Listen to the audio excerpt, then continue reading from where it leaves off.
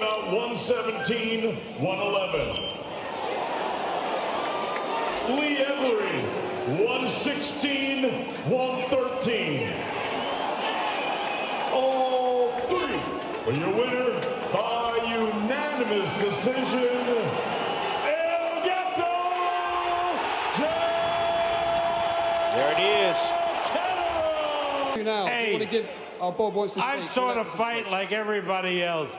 Those scorecards were a disgrace, were an absolute disgrace. And I really feel sorry for Josh. I thought he won the fight, but those scorecards were ridiculous. Makes sense. Yo, let's get into it, man. I'm Hart Von Dame. I'm here with my brother, Mr. Get That Work. We back with another episode of the Chin Checkers. Yeah, it's a special episode. Oh, special. A special episode. Let's talk about your favorite fighter. Yeah. Josh Taylor. Let's get into it, Yeah, baby. let's get into it. A bum. A goddamn bum. A bum. Oh, I've been saying this shit. That bump. Oh my God. I woke up so happy, bro. I woke up so happy. So first, let's talk about it. Let's Yes. a little backstory. I said in the past about Josh Chiller not showing me anything that, looks great. I actually think Lopez would knock him out. Oh, yeah, punish Teofimo. Josh Taylor, Teofimo would get murdered. I mean, that would be something. It wouldn't even be fun to watch that massacre. Yeah. I don't see what's special about Josh Tiller. You smoke. I don't. He beat somebody you like.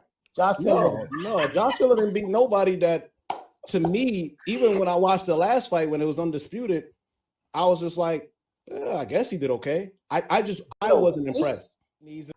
No, not even that. I agree with most people's sentiment about the scorecards being a little too wide. But then I thought who it was, and I was like, man, fuck him.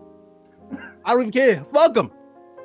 When my man won the first fight and it was more convincing, they fucked my guy. Well, so fuck him. When Jack won. When Jack won the first time. Okay. Yeah.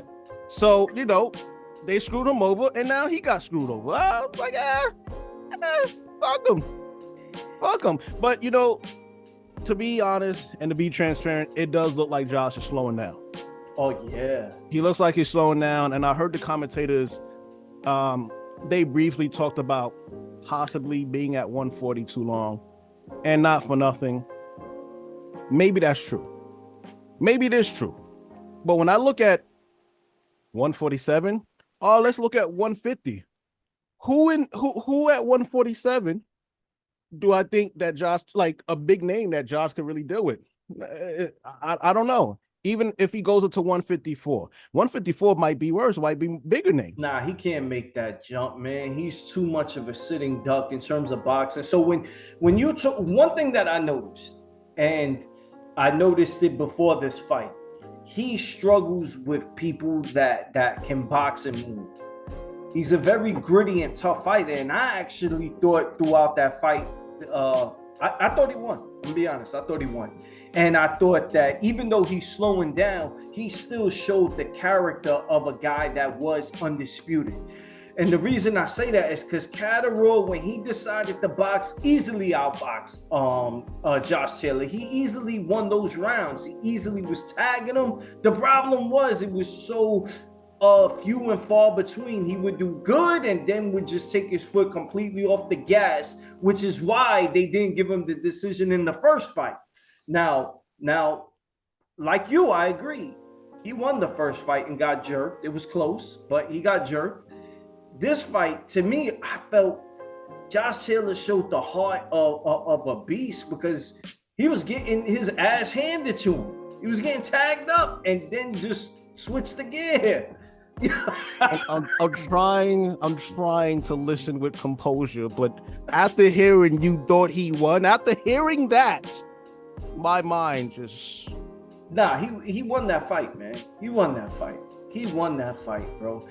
In those championship rounds, I mean 4 to 12, there's almost no round I gave Catterall other than the round that he buckled Josh Taylor. And he was losing that round. He was losing. So the buckle him ain't a knockdown. That still turns out to be a 1-point round. You know what I'm saying? At the very least, it could have been a draw. At the very least. No. Fuck Josh Taylor. Fuck him. I can't stand. No, I didn't think he won. I thought it was a close fight. I thought it was closer than the first one, but I still didn't think he won. And I was actually more confused at Jack's corner. To be honest with you, I was really more confused at his corner because even though Jack is obviously more of a boxing style type of fighter, when he was fighting on the inside, he was cracking Josh. And I'm like, yo, stay on the inside and keep cracking him because you're countering him good. And stay there. I don't know why you're fighting on your back foot. Stay there and crack him because every time you do, you're hurting him. But they didn't do that for the fight. They chose to be more defensive, and they still got the win. But it's not a game plan that I would. To me, that's not defensive because he was just running away. There, he's got the skill to move in and out, and he saw a lot of Josh's punches. But there was too many moments of him just running. Too many moments. And how you saying he was in the inside, he just needed to let his hands go, whether he was in the inside or moving or whatever. I don't understand how he was gassed. You had like 15 months to prepare for this rematch and you didn't have nothing in the basement. Yo, to me, I'm totally out on Jack Catterall. I thought he was a good boxer, but in terms of what I saw in the basement, this is now the second fight where it came down to the championship rounds and he wasn't able to show no dog in him. None. So in my opinion, let him go off with this victory. He's not going to beat Matias. Matias would destroy this guy and I think stop him within like under 8 rounds. I also think that, I think I got to piggyback off you because while I was watching the fight, I had a couple of notes and I did write Catterall stamina issues ? Yes. Because when he fought Josh the first time, we both said we alluded to that he kind of did cruise in the later rounds. I thought he cruised because he felt like he had to fight one, but now with the second fight I did feel like maybe he was having some stamina issues. Also, what you mentioned is the dog. I was wondering when he hurt him in the 5th round, why didn't you come out and test him in the 6th round? Where's your killer instance to see if he's recovered or not? And he didn't show me that he had a killer instance. So when he talked about fighting bigger champions or bigger name champions at 140, I don't know if he can. You have Lopez, you got Matias, like you said, you have Haney, you have Cruz. I don't think he's beaten any of those guys. Nah, man. And the thing is, I know you don't like to give him credit. Josh Taylor's a strong guy for that weight. And what we noticed was Tio didn't give a fuck about that and just actually bullied him. So if Josh Taylor was able to start turning it on around like the 5th, 6th, 7th, 8th round and eventually breaking's the wrong word, but deterring Catterall's spirit. Imagine a guy like Tio, who's a lot more younger and has a lot more life in him, at least just the eyeball test, than Josh Taylor. Josh Taylor looks like he's at the end. It's probably the end of his career where, he's not that old, but just the mileage and all the injuries is starting to catch up. Maybe it's the weight. A younger guy like Tio, who's hungry for those paydays, those big title fights, I think he destroys him. I think Matias destroys him. Cruz, who's on you the whole fucking fight, destroys him. And he's... All right, so talk about the last one. Him and Haney. How do you think that goes? So... I'm in the minority of the Devin Haney fans or fan club or whatever. I still think Devin Haney's a fucking beast, man. I don't understand how people don't feel that way. I think Devin Haney outboxes him because one thing we saw in that fight was he had a good. We saw that Catterall had a good jab. Devin Haney's got one of the best jabs in boxing.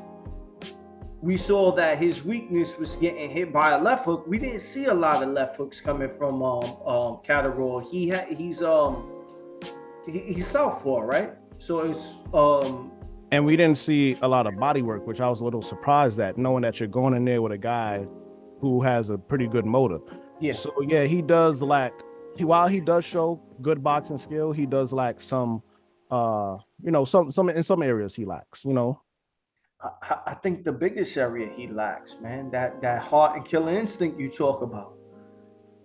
Bro, you got robbed the first fight. Why would you even let it go to the judges? Why would you even want it to go there? And even if you slow down, that punch that fucking caught Josh, Josh got a chin and some heart, man, because that shit should have eviscerated him.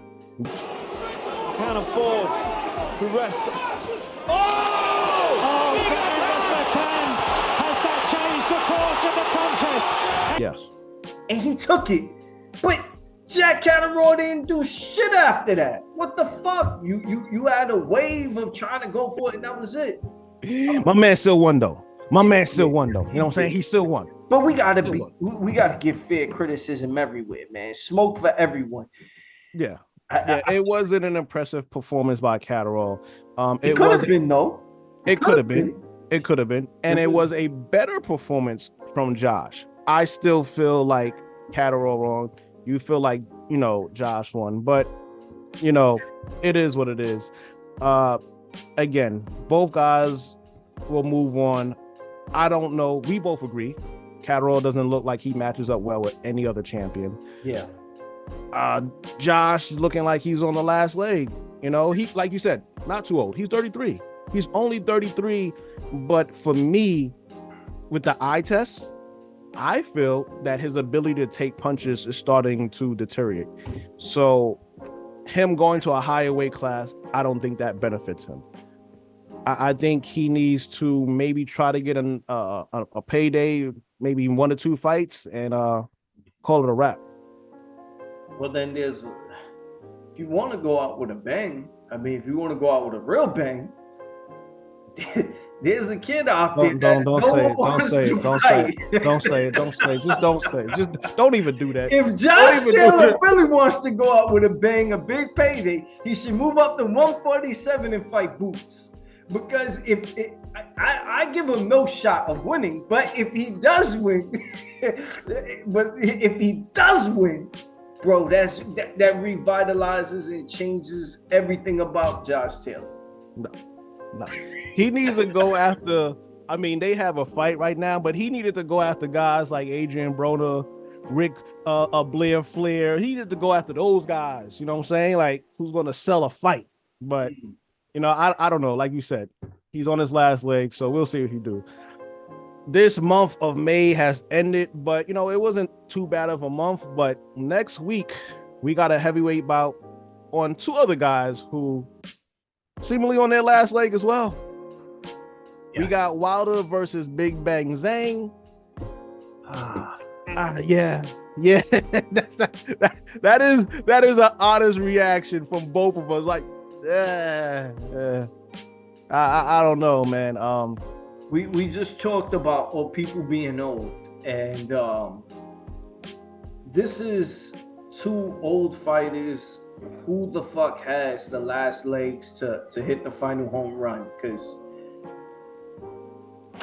both guys did awful against Joseph Park, and Joseph Park is a good fighter, but he's old too, man. And I'm a Big Bang fan. I'm not excited about this fight at all. And my tune has completely changed